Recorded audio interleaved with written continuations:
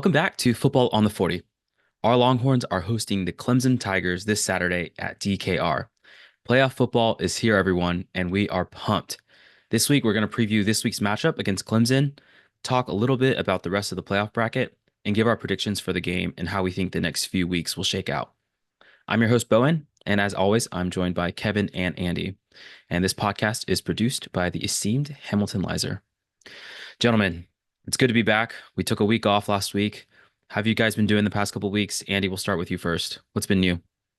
Yeah, I missed out on the last podcast, so happy to be back. Yeah, overall been good. Bummed about the SEC championship game, but in a weird way, I think it's better for Texas long term, and we'll kind of break that down just a little bit. But yeah, just kind of weird things about the CFP bracket this year that I'm sure will get changed in future years. But overall, doing well, getting in the Christmas spirit. So exciting time of year, and especially when your Texas Longhorns are in the playoff. Can't ask for more. What about y'all? Yeah, I'm doing good also. Andy, welcome back from your sabbatical. Um, Last weekend was weird with not a whole lot of football. I tried to watch some FCS stuff, but wasn't good enough to keep me engaged.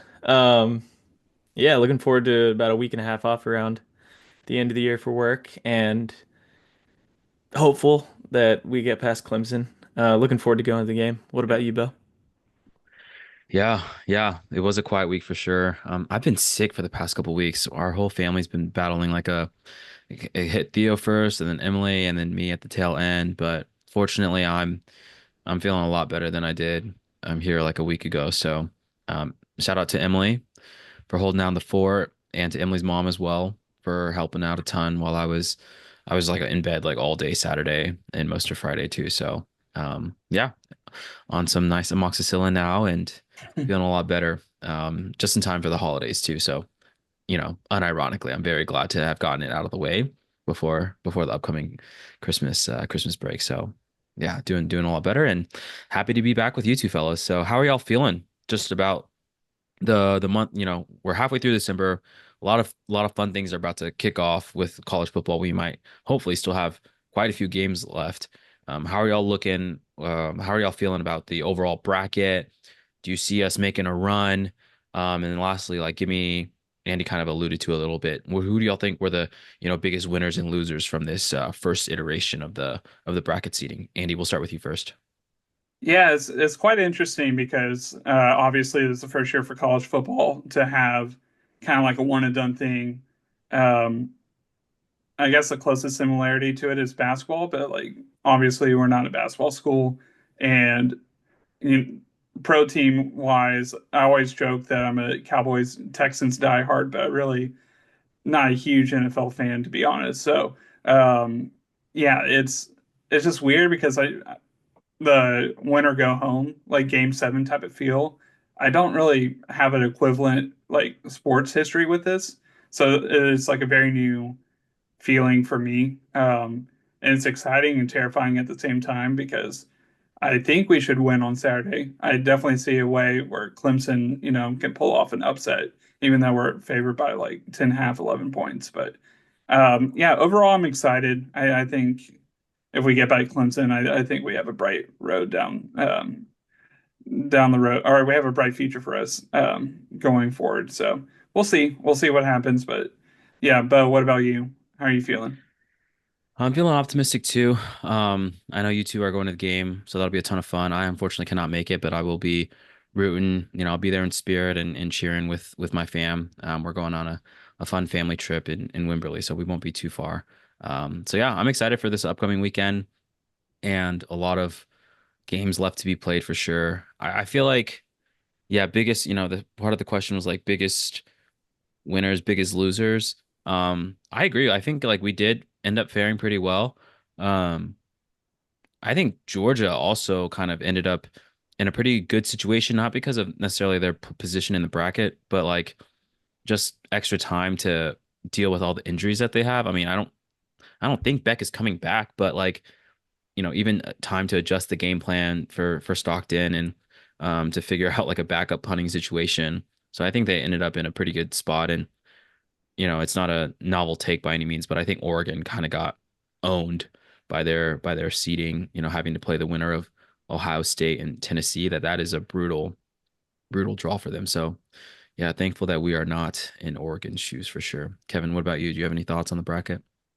Yeah, I feel like I would be more angry if we were like a 1 or a 2 seed. Um, but I think what I'm focusing on more is like what were the first couple teams that were left out. And I felt like the CFP did good by not penalizing a team like SMU for losing close in a championship game when if they would just skip that game, they definitely would be in.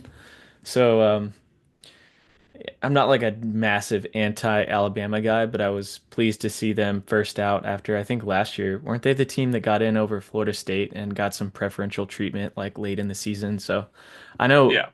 Alabama, like politically in college football, has a lot of sway, but I think they got that part right. I think, or it seems to me what people are most confused about or frustrated about is the way that the seating is.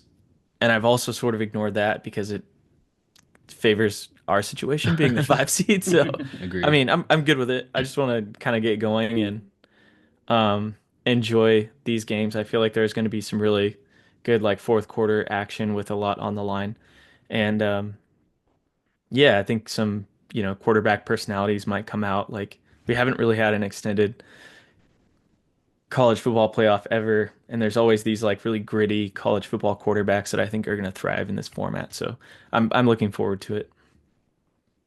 Yeah, for sure. So, yeah, I'm excited, and I think there will be a lot of storylines that come out, especially this first weekend.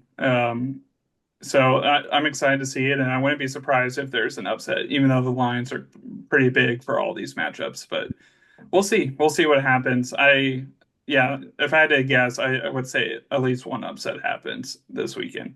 But yeah, let's kind of dive into Clemson real quick. Like always, we're going to do some quick facts about the Clemson Tigers and Clemson University as a whole.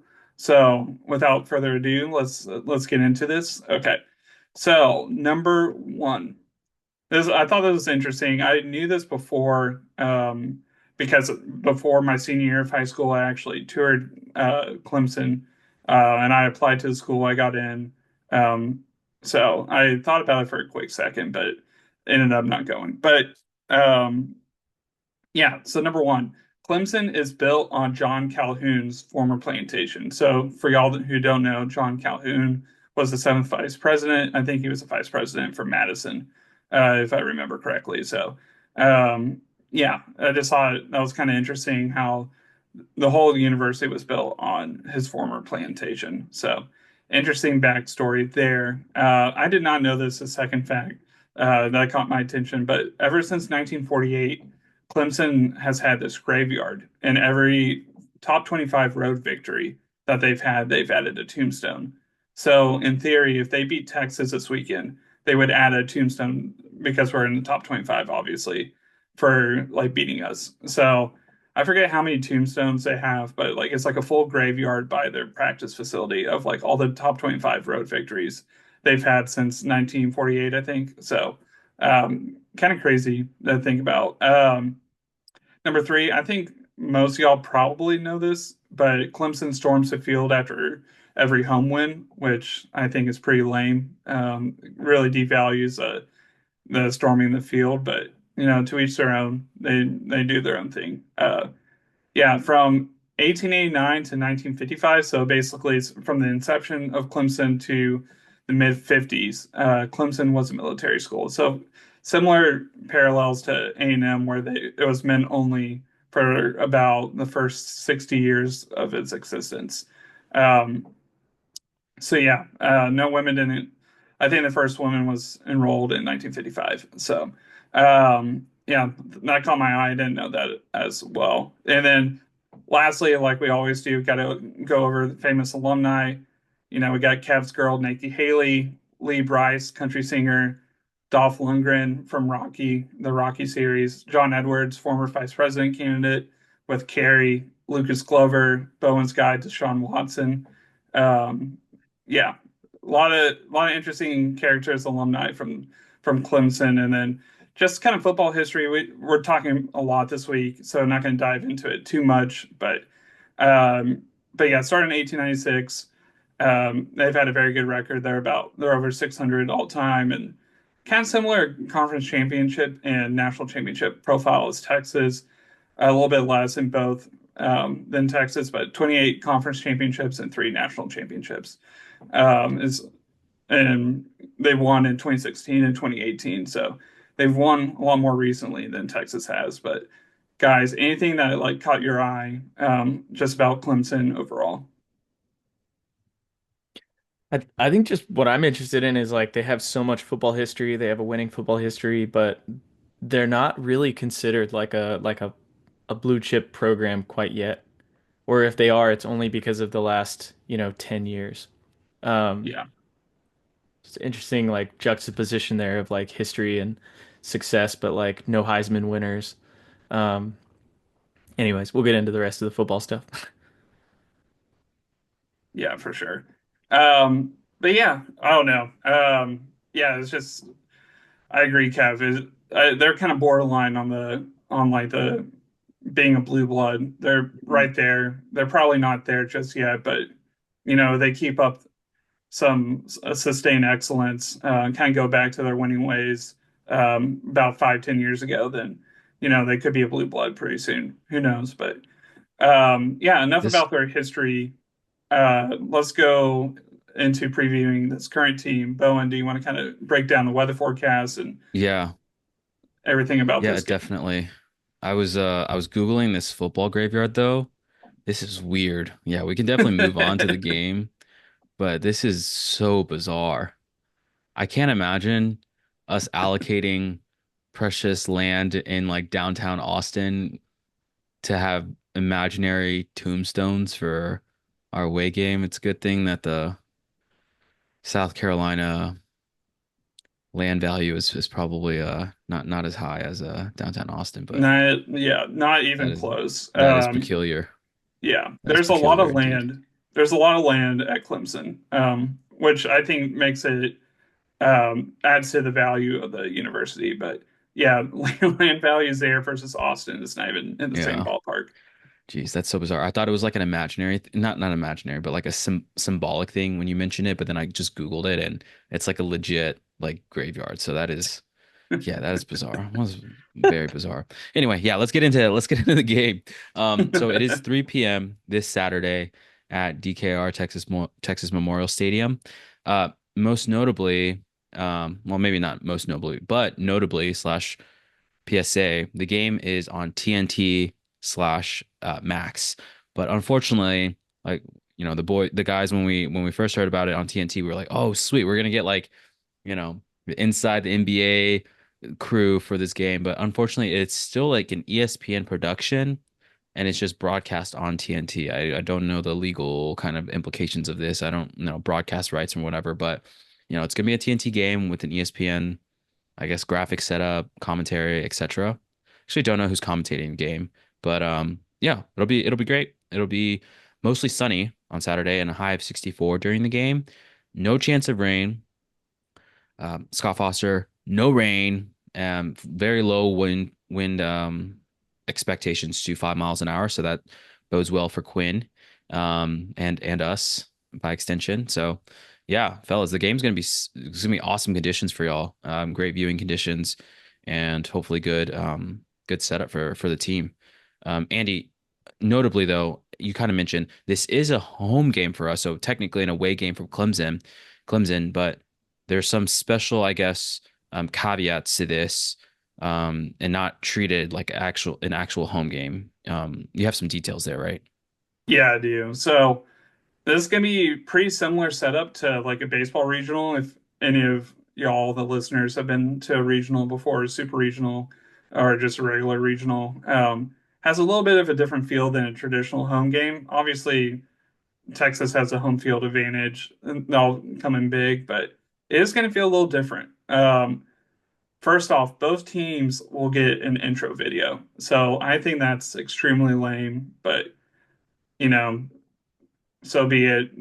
Clemson's going to have a little run out video at DKR. Um, And then like during the game, the CFP gets to control the music and the entertainment during it. So like any like staples during a Texas game, they're not going to be playing most likely. So whatever you have like come to know with Texas home games the last few years, you are not going to get it this time. So yeah, that's going to be interesting to see just kind of like how the dynamics of that, if that impacts like the crowd's enthusiasm. I don't think it will too much, but you never know. Also, there's a rumor that the cannon can't go off during the game. I don't know. Have y'all heard about this? Yeah, Evan texted us that a couple hours ago.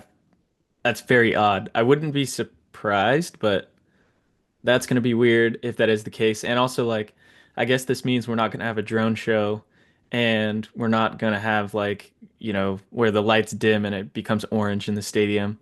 It's probably just going to be kind of not boring, but all that, like, timeout, like, Pretty vanilla. yeah, Yeah, Yeah. yeah. So, for sure. I don't know. Yeah, I mean, it's going to be different. I don't know how I feel about it, but I I hope that it doesn't impact the crowd too much. I'm sure Texas fans will be excited regardless. It's the last time to cheer on the Horns this season at DKR, so we gotta get rowdy, gotta get into it. So hopefully all the Longhorn fans can do that. But Kevin, let's break down the Clemson Tigers, their season. What do you got? They're 10-3 on the year, and they started the season with kind of a blowout loss to Georgia, won 6 or 7 games in a row, lost to Louisville, and then near the end of the season lost to South Carolina right before the ACC championship game. I forget which team won and let them in, but Clemson was really, really close to not even playing for a conference championship that they eventually won against SMU. Um, I've been just reading and seeing on Twitter the last couple of years, it seems like the Clemson fans are kind of souring on Dabo, despite his, 12 seasons with 10 plus wins and all the crazy win stats he's put up. Um, so I wouldn't say like an off year by any means because they obviously won by winning the ACC, but there is a little bit of consternation among their fan base that even leaks its way to Texas in my Twitter feed. Um, I did a deep dive on Dabo and learned some things that honestly made me like him a little bit more. So I'm looking forward to getting through this. But he's now the winningest coach in ACC history. He's got 2 national championships in 2016 and 2018. I think most notably, he has had the most success in Clemson history during the Nick Saban era. 9 conference championships during that time, and he's coached Clemson as the head coach since the middle of the 2008 season when Clemson head coach Tommy Bowden resigned after a 3-3 start. He was born in Central Alabama, really small town. After his parents got divorced, he and his mother and I think his brothers were homeless for a little while, kind of couch surfing when he was in high school. And he walked on as a wide receiver at Alabama. He was put on scholarship for his sophomore through senior seasons and was on one of their national championship teams in 1992. Still, he didn't play a lot. In 4 seasons, he only caught 7 passes for 81 yards. And he kind of strikes me as the kind of player that you allow on the team to help out the team's GPA. He was a good student, stayed at Alabama, got a master's degree, I think an MBA, and started his coaching career as a graduate assistant on the Alabama staff. Um, the last thing I wanted to mention about his college years is like because of the financial issues or whatever, his mother lived with him and a friend his first 3 years of college until she was able to like afford her own place. And while he was a student, he like worked himself through school. Um, at one point, I think his junior year, he apparently got a letter from Alabama that said he owed $550 to the university, and if it wasn't paid in a certain amount of time, they were going to unenroll him, and he was going to lose his like status to be able to play on the team.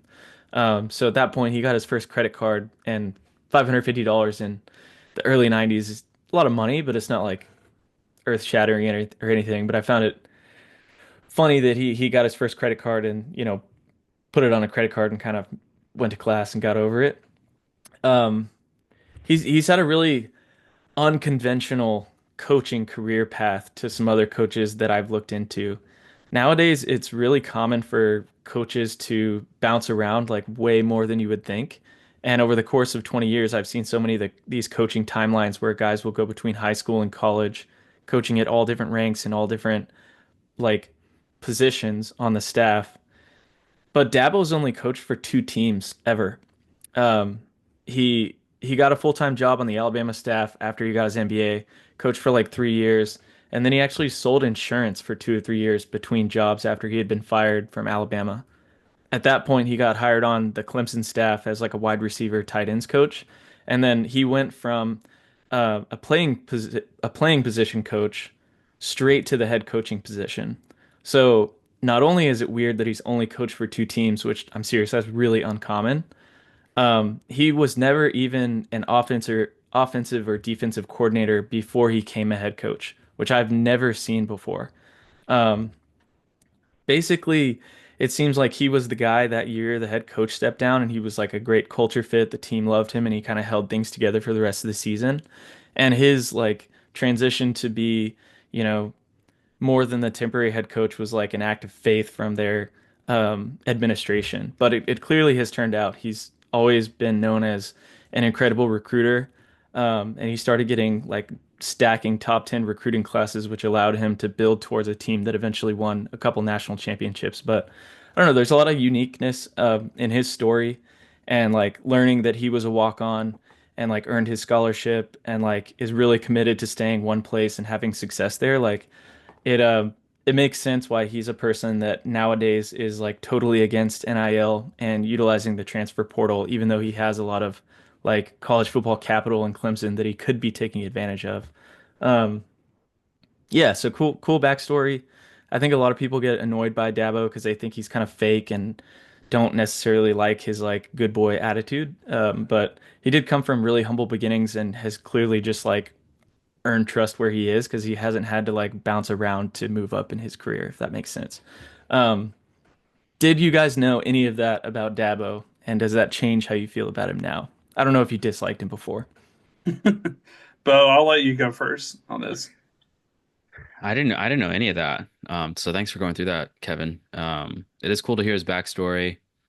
I think to answer your question, it did make me understand his background a bit more, and I do have respect for it.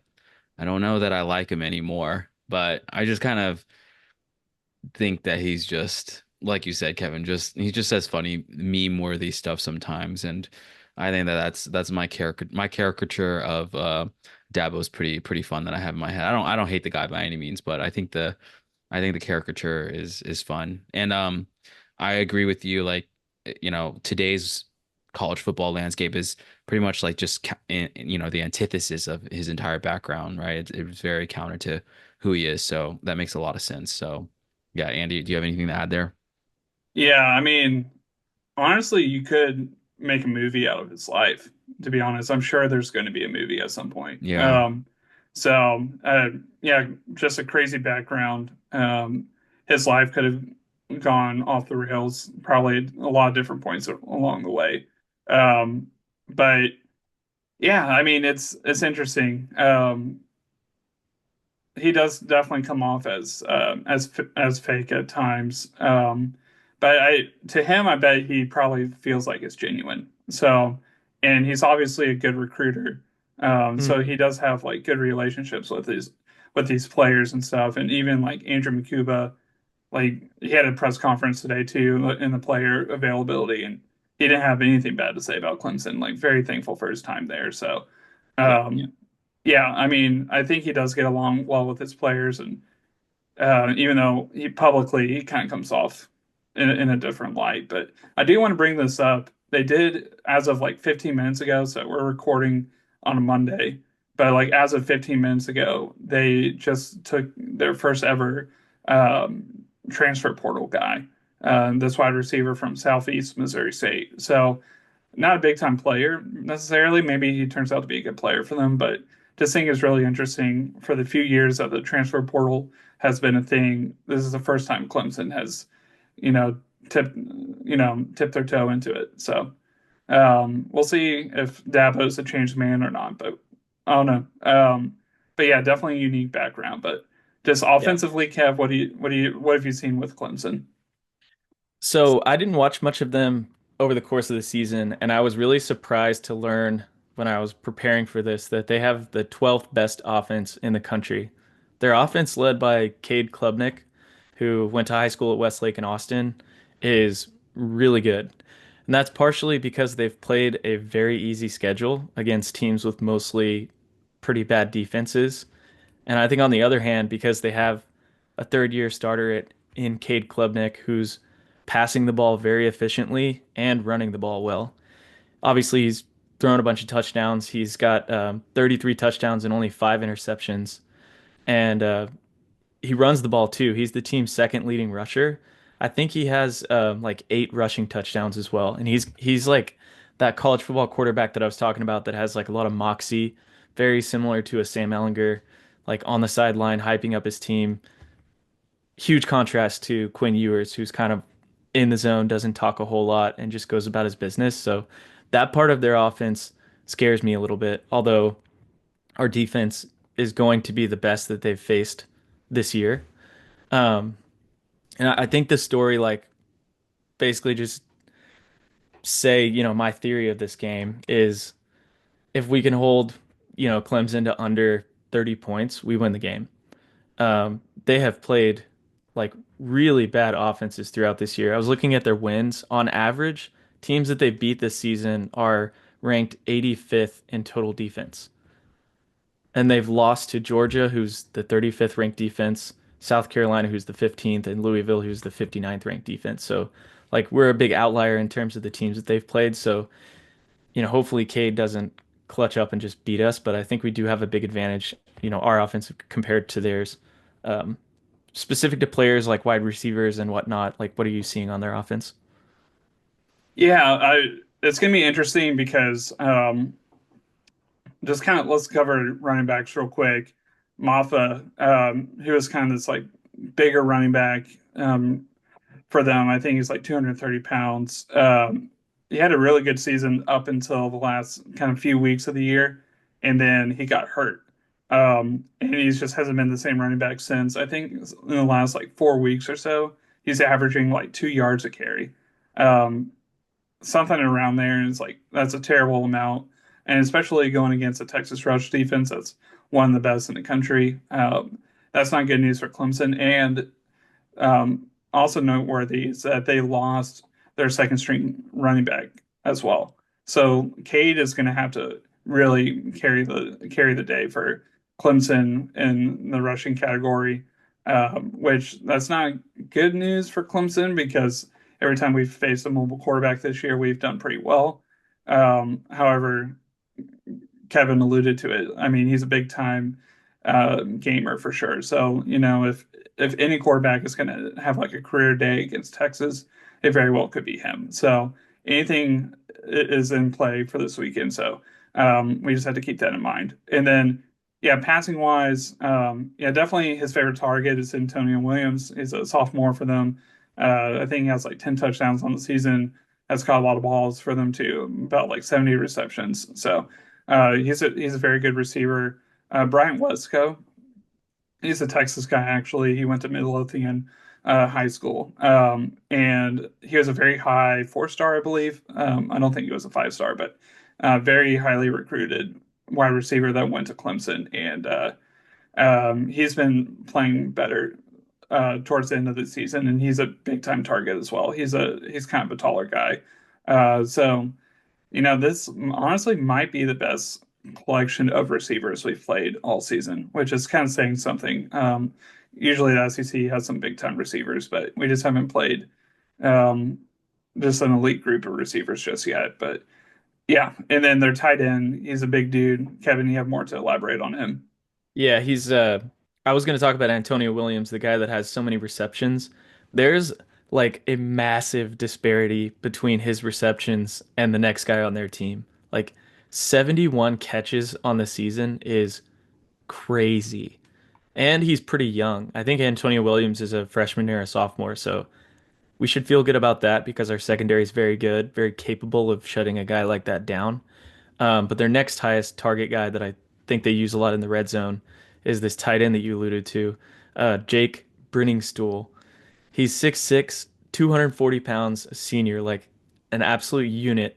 He's caught 75 catches, 75 balls, and has 7 touchdowns. So, like you're saying, I don't think that's overstating the quality of their receivers and tight ends. There are many others that we can get to, but yeah, if we can shut down Cade Klubnik with our pass rush, I think we'll be okay. But again, it is something to be a little bit concerned about or aware of because this is not an offense that you want to, have the chance to make a late drive and come back in the game or make a late drive and win. Like the these are personalities and athletes on the offense that should terrify us if it's a close game at the end. So, Yeah, um, we'll for be we'll sure. be really entertained to watch. I don't really feel good about the line. I think we're favored by like 10.5 or 11.5 right now, but hopefully we cover. But like I said, I didn't realize they were this good on offense. On defense, however, they're struggling. They give up on average over 350 yards per game. But their pass rush is really good. I think the one thing that I am concerned about on their defense, they have a defensive end with 11 sacks, which is pretty crazy. Defensive end TJ Parker, and then a freshman linebacker named Sammy Brown, who's second on their team in sacks. He's got 5. So their pass rush is really good. I don't know if Kelvin Banks is well enough to play, but if he's not, this TJ Parker guy is going to be a problem. Yeah. I think Banks is going to play based on what Sark said in his press conference. But yeah, I mean they definitely get after the ball. They're pretty good at turnovers too. I think we have like 28 turnovers on the season, and they have 22 or something like around there. So yeah, they definitely can take the ball over too. And we have not been as careful with the ball the last couple of weeks. So that's something to monitor with our offense. Hopefully we do a better job holding on to the ball. But yeah, anything else about their defense, Kev, that like catches your eye? No, not really. I think like more so than their defense, it's like, is this a game where my father-in-law is texting me pissed off at Quinn, or is it one that everybody's happy about Quinn? Um, it would Yeah. be really unfortunate if we lost this one and it was Quinn's last game as a Longhorn because just based on like how my family is reacting to how he's been playing, um, he wouldn't be if he stopped right now. So it's one where he should be like, not should be, but maybe he is a little bit nervous because he has to feel that the fan base is like a little bit over him and over the turnovers. Like I'm very hopeful that we can go deep in the playoffs and he can kind of like remake his image. Um, but more so than like let's get around Clemson defense, I think it's execution on our side on offense. Yeah. If we play how we are supposed to play, we're going to win this game. I'm pretty confident about that. So, um, if we lose, I'm pretty confident it will be because we beat ourselves more so than Clemson beat us. But Bo, anything like scares you about Clemson that you didn't know? I think what Kevin mentioned about how high powered their offense is, I definitely did not watch a lot of Clemson this year either, and that was pretty surprising to me too. I think if I see a 6'6" tight end catching just dinky balls over the middle, it's gonna be stressful if I have to watch that all game. Um, that's gonna be annoying, and if Quinn doesn't perform well, but yeah, I mean I agree with what y'all said. I think if we play our game, it should be pretty uncontroversial and should be on to Arizona State. But yeah, we'll see if we show up. Yeah, let me scare you just a little bit more about the offense. Against Appalachian State, they scored 66 points. Against NC State, they scored 59. Against Wake Forest, they scored 49. Against Virginia, not West Virginia, they scored 48. Against the Citadel, trash team, they scored 51. But like against some of these bad Yeah, they can put them defenses up they there. played, they have put up a lot of points, and Yeah. their quarterback is not really turning the ball over. Like to only have 5 interceptions at this point in the season is remarkable. So, um, like to be honest, I wouldn't be surprised if we got upset. I'm not going to bet on it or root for that, but like it is Dabo with a ton of experience in the postseason and a really experienced and efficient quarterback that's going to like love the environment. So Yeah. our defense gotta has got to get the job done for sure. It's not going to be easy. Yeah, for sure. Okay, awesome. Thanks, Kev, for leading that segment about the Clemson Tigers and just their team overall. Guys, it's the return of trivia. How do y'all feel? Bowen, you're winning 17 to 13 on the season. So you have a lead, but Kev, you might be able to come back this week, make it a lot closer. How do y'all feel? A lot of trivia left to be played. I can't get complacent now. I gotta keep my guesses up. Be on the lookout for trick questions. Gotta stay focused, stay locked in. Okay. Well, there you go, Kev. Anything you want to say? Every additional week we get to do a podcast is just a huge opportunity for me. So I'm looking forward to this. Yeah, you need to drag this out as much as possible. Okay. So, trivia this week, it's the theme of it is name that bowl. So, I'm Oh going to give gosh. you a sponsor who's been a sponsor of this bowl in the past, and then you're going to have to, or currently, but most of them have been in the past, and then you're going to have to tell me what the bowl is. Now, I'm going to start with the easiest and then progressively get harder. So, are y'all ready?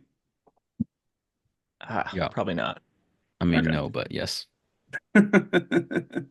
Well, we'll do honor code, and these are going to kind of be rapid fire. So I'm going to say blank, blank bowl, and then you have to sponsor blank bowl, and then you have to give a name.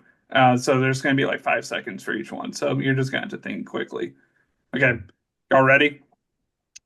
Okay, so number one, y'all should get this, and these are all major bowls too. They're not like the Cheez-It Bowl or something like that, where like it's like some obscure bowl. Like you're gonna know the name of the bowl. Okay, number one, the Chick-fil-A blank bowl. Bowen, you can go first. Peach. Yes. Peach. Okay, sorry. Kev, I think you knew that too, just based on your reaction. So I'm gonna give both of Yes. y'all a point. So Yes. Um, yeah, okay. Both of y'all got that. I need to slow down on my reaction. And then also, I forgot to tell y'all this. We're gonna do this like soccer style. So if y'all tie, y'all each get a point, and whoever wins get like if there's a winner, clear winner, that person is gonna get 3 points for the season.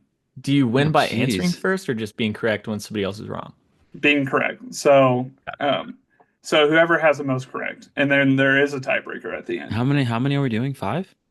If including the tiebreaker, there would be five. So. Okay. But it could be just four. We'll see. Uh, the okay, going to number two, the Tostitos blank bowl. Kev, you go first. Fiesta. Bowen. Yeah, Fiesta. I have Fiesta too. Okay, perfect. We're doing honor code, so I'm going to trust y'all. Okay, so y'all are both right. Two for two. This one gets a little bit harder. Fourth one is really hard. I'm just going to say that. The Pacific Life blank bowl. Bowen, you're first. Kevin, you're second.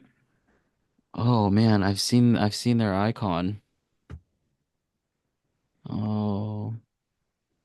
Got 2 seconds. Uh,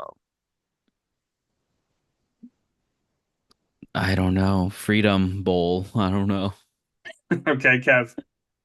Insurance bowl. I really don't know. No, it's the Holiday Bowl. Oh, Holiday I Bowl. wouldn't have gotten that. Okay, What? I think we're gonna get to the tiebreaker because I'd be surprised if y'all get this one. But then the last one, the Builder Square Blank Bowl. Kevin, you go first. Patriot bowl. Patriot Bowl. Okay. Holiday Bowl? And, I mean, it's worth a shot there. No, the Alma Bowl in the 90s was Uh, called the Builder Square Alma Bowl. wow. Okay, so y'all both got 2 out of 4 during trivia. This could be a huge tiebreaker. If y'all neither of y'all get the tiebreaker, then y'all both just get 1 point. The margin stays the same. If one of y'all gets the tiebreaker, then y'all are going to get 3 points. So this year there's a new bowl game. and the sponsor of it is Snoop Dogg. Can you tell me where this bowl game is located? Kevin, you go first. Or wait, no, Bowen, you go first. Kevin, you go second. Um, Rancho Cucamonga. No, no, no. You have to say the state. Sorry. I'm sorry Oh, if the I didn't make state. that clear. Um, I'll just go California. Okay. I'm gonna go Arizona. Wow, Kev, you got it. You Let's nailed it. go. Nice. It is Arizona's my Arizona. second guess, I was picturing actually. Snoop in Phoenix. Yeah, so Snoop Dogg Arizona Bowl. That's the official name of it. So Oh, there you go. I think it used to be the Barstool Arizona Bowl. So Snoop Dogg took over for it. But yeah, that's huge for Kevin. 17 to 16 now in the season. So Kevin still Jeez. has the opportunity. So Yeah. yeah, thanks for partaking in that trivia. Bo, take us in the betting corner. There is an interesting update, it looks like. Yeah. Yeah, thanks, Andy. Oh, nice job, Kev, on that. That was pretty clutch, pretty clutch. It's good to get a win before this segment. Yeah, which is a good segue. Um, Folks, it's been a rough season for us on Betting Corner. There's no way to sugarcoat that. One bright side for yours truly, though, is that Kevin is now in the loser spot. He is down a whopping 25 units after going on tilt the past couple weeks. I'm followed not too far behind. I'm like minus 24 and a half, but Kevin has overtaken me, folks. Andy is still faring pretty well with his hedge against himself strategy with just under, minus -1 unit, but that can definitely flip up pretty quickly. So Andy's faring pretty well, but Kevin and I are on a race to the bottom. It is been been a rough go these past couple weeks for Kev, but like we talked about before, there's still a lot of football left to be played, lots of opportunities to come out ahead. And for this matchup against Clemson that we have, obviously the guys kind of talked about it. Vegas also does not expect this game to be close. We opened, I don't actually know where we opened, but the line is around like 11 and a half, 11, 12 points, just around there. So Vegas expects us to win by double digits. They have put the total, despite Clemson's poor defense, around 51 and a half. So it is relatively low given that and given their high-powered offense. But I think that's more of a testament to our very stout defense as well. So yeah, Vegas does not expect a close game. We are a podcast that has lived through the Charlie Strong, Tom Herman era, so we have a healthy amount of pessimism. But folks, what do you guys like for this game? Kevin, we'll start with you first. What do you like for this game? Part of me wants to put a lot of my money in like a high yield savings account and say, high unit amount with Texas money line, but I don't know. I don't know if that's going to bring me back. So I'm going to go Clemson cover for 2 units. I do think Texas wins the game, but do you win it by 12 points? I'm not sure about that. Okay. Yeah. Andy, what about you? Kev, I feel the same way. I do not feel confident about the cover. Dabo, whenever you go against a big time coach in a big time game, always makes you nervous. I I would recommend to the listeners out there, don't bet on this game, but we got to. So going with my strategy, give me the Texas cover. Somehow we're going to cover. Nice, nice. So For me, the bet that kind of got me back, I mean, I'm definitely not back on betting corner, but back from the depth that I was in was my patented how bad could he get play. So I'm running it back. I'm doing a Texas money line and a Texans money line parlay, only for 5 units though. So we're not going all the way. But the Longhorns obviously play Clemson and their favorites. My Texans play the Chiefs in Arrowhead, and Mahomes is looking like he's not going to play. So the Texans are actually going into Arrowhead as 2.5 point favorites. So I'm taking our money line for them as well. And parlaying those together gets me like a little bit about above like even odds. So that's gonna be my bet for the Texas game and Texans game. So yeah, we'll see how that goes. Andy, what do you like through the rest of? Do you have any other conference games, or excuse me, any playoff matchups that you like? Yeah, so I feel most confident in Penn State beating SMU. I just don't. I think it's a terrible matchup for SMU. But then again, I gotta go against my gut. Somehow the ponies, they're gonna shock the world. Not necessarily gonna win, but I think they're gonna maybe a backdoor cover. We'll see. Give me 2 units on the ponies. Um, Selfishly, I would love a win for them, but I'm not seeing it. And then lastly, OU has lost a ton of players to the portal. Um, Yet they're still favored by 7.5 over Navy. This goes against my strategy, but and Navy just had a big win against Army. Um, I just don't understand why OU is favored by 7.5. It just doesn't make sense to me. So this is probably going to bite me in the butt. But give me Navy money line for that game for 1 unit, and that's all I got this week. Kev, what do you got? I feel really convicted that Ohio State just sucks. And they're favored by a touchdown against Tennessee. So I'm going to take Tennessee cover for 4 units. I mean, Ohio State just got embarrassed at home against Michigan and didn't take it well. So I just don't see them building on that and getting past the first round.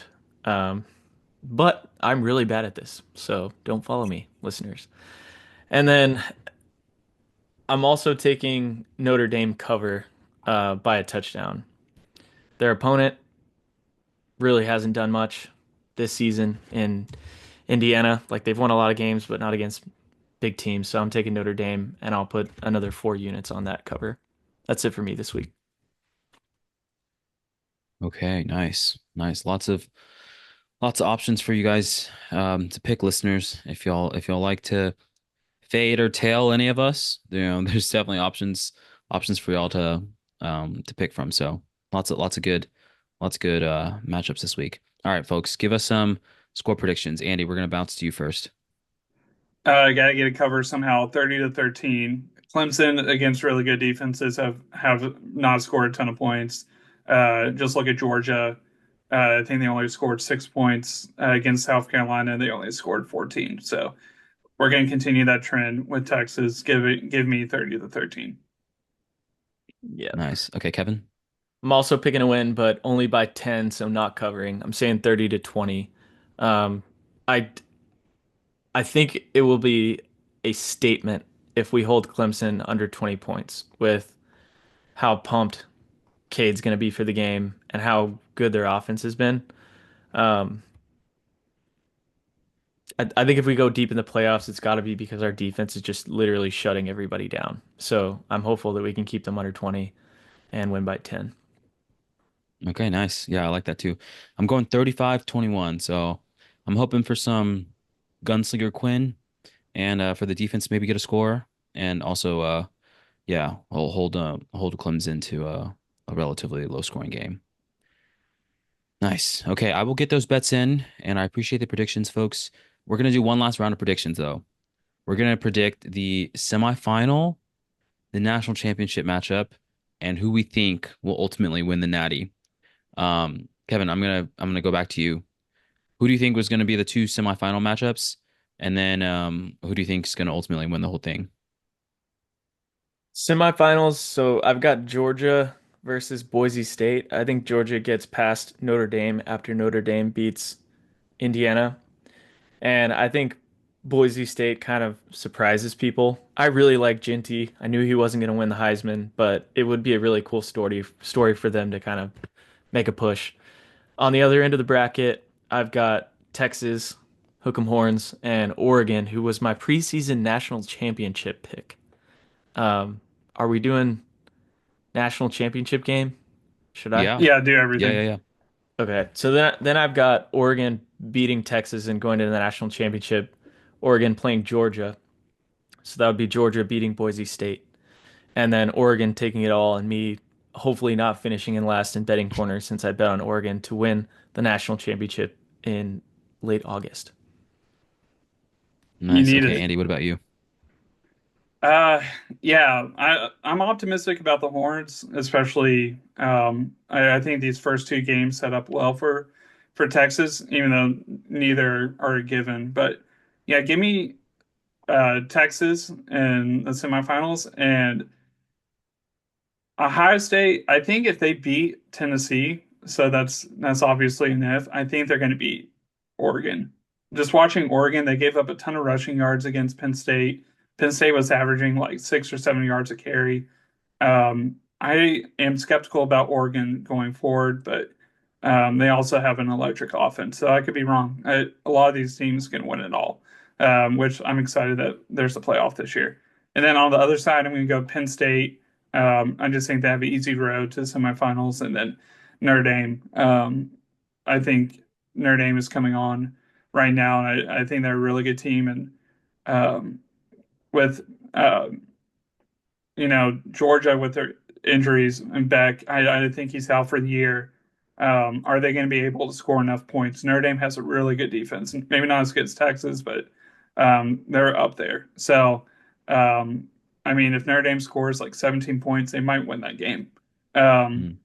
so we'll see. We'll see how that all plays out. But I got Texas and Notre Dame in the national championship, and you know what? I'm going to go with Texas. It's a homer pick for sure, but I I'm bullish on the Horns. Defense wins championships. We have the best defense in the country. So That would be an epic national championship matchup. I think the coolest final that this bracket could yeah, give us. can That y'all would be imagine pretty how sweet. expensive that ticket would be if those Yeah, two? we'd be watching from outside the stadium for sure. We'd be at Little Woodrow's.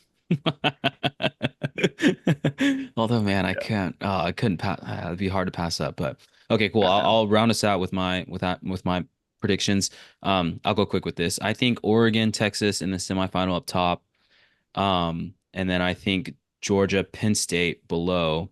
And I think I called this out a while ago of like us potentially playing Georgia 3 times in a season and like, oh, hey, do we win the first one, lose the second one, win the third one, or win the first two, lose the last one, like whatever that is. I think we're gonna play them 3 times, and then I think we're gonna take over Georgia and exercise our demons and win the Natty this year. Obviously, it's a homer pick too, but we got to do it. We got to do it, and we're gonna take over, and it's gonna be sweet. And I'm pumped. I can't wait for us to if we're in the national championship, guys, we have to go to the game. I think that's gonna be tough for y'all too with, extracurriculars, but God, man, the national championship, that's we gotta get a permission slip for that. But There's nah, a we'll figure chance it out. Kevin We'll and I get are watching that game in like the same hospital. I So know, I know. Yeah, it'll be hard sell, but we'll see. Yeah. Um, yeah, I got all right. a one Oh, go one more ahead. question about the bracket. Also, just acknowledging both of you guys picked Texas to win the Natty. That's awesome. You got to do it. It's gonna be hard to watch that one from the hospital, but yeah, there's no way that I can go. Yeah, I know, I But know. my question about the bracket was, and I know this is not a well-timed question because we were wrapping up, but um, do you guys think it's more likely that Arizona State or Boise State is the Cinderella? ooh, that's a good question, man. Bo, you want to take that? I feel like Boise State. I feel like I agree with you. I really like Ashton Kevin. He's a great back. I think that side of the bracket is more ripe for some chaos, in my opinion. What about you, Andy? What do you think? Man, does like Penn State's record against top five teams come into play with Boise State, even though they're technically not in the top five of the rankings? I don't. I feel very confident if we win this game, we're going to beat Arizona State. I don't think they have Yeah. the line to beat us. So by default, I think Boise State, but I think it's an uphill battle for both. But Scattaboo for Arizona State, it's not someone to sleep on, but I just don't think their offensive line comes anywhere close to ours. So to Yeah. our defensive line. So for me, it'd be pretty hard to see them winning that game, but I could be wrong. I think either one of them could do it, to be honest, because Scadaboo and Genty are like the only non-UT running backs that I can name in this bracket. Like, arguably the best two running backs in the playoffs are these two teams. So, I'm Yeah. hopeful that it doesn't happen against us, but that like one of those teams wins and goes to the semifinal. Anyways, looking forward to it. Yep. All right, fellas. Thanks for that. Great episode. Listeners, that'll do it for us this week. Before we say farewell for now, if you haven't already, please subscribe to our channel on YouTube, follow us on Spotify, like and comment on this episode. Let us know what your bracket is, how y'all are feeling about this matchup against Clemson. And thanks for listening. And we'll see you on the next Football on the 40. Hook 'em.